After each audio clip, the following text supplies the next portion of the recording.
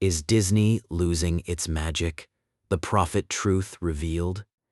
If you want to know whether Disney is still making money, stop just counting how many people are in the parks or which movie flopped last weekend. This is a globally deployed, cycle-spanning business, and its entire money-making logic has already changed. Let's start with the basics. According to its fiscal 2025 third quarter results, Disney posted roughly $105 billion in total revenue, up 3% year over year, and about $8.5 billion in net profit, up 7% year over year.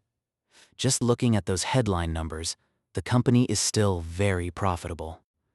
But the real story and the new information is that the engine driving those profits has completely shifted gears.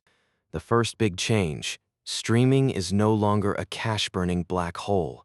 The direct-to-consumer segment, Disney+, Hulu, and ESPN, has now been profitable for multiple quarters in a row, generating around $430 million in operating income that quarter. Behind that turnaround is Disney's unrivaled arsenal of intellectual property: Marvel, Star Wars, Pixar, National Geographic, and more. Owning that deep a library allows the company to keep content amortization costs low without having to keep renting IP from others. There are maybe 2 or 3 media companies on the planet with that kind of self-owned IP depth. The second growth driver is the dominance of the experience economy.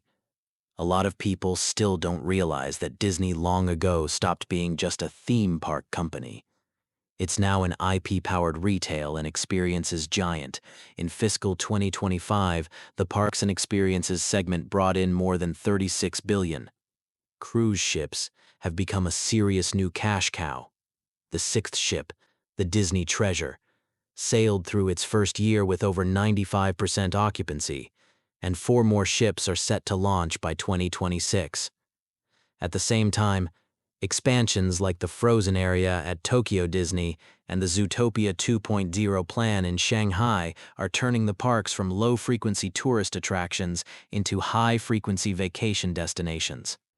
The third factor, and one that's massively underestimated, is the profit margin in localized operations. Take China as an example. The annual retail sales of a single exclusive Shanghai Disney merchandise license can rival the revenue of a mid-sized listed toy company. That kind of IB licensing plus self-operated retail plus local supply chain model is incredibly asset-light, and the gross margins are extremely high.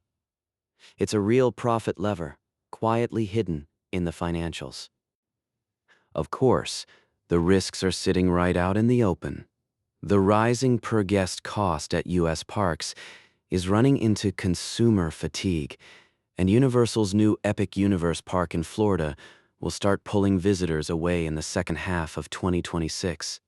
The bigger challenge is the traditional cable TV business, which is still contributing a lot of cash, but shrinking at a double-digit annual rate. That decline is forcing the company to shift its profit center even faster into the much more brutal streaming battlefield. So here's the answer. Disney has repackaged the movies, parks, and characters it spent decades building into streaming subscriptions, cruise vacations, and global IP retail.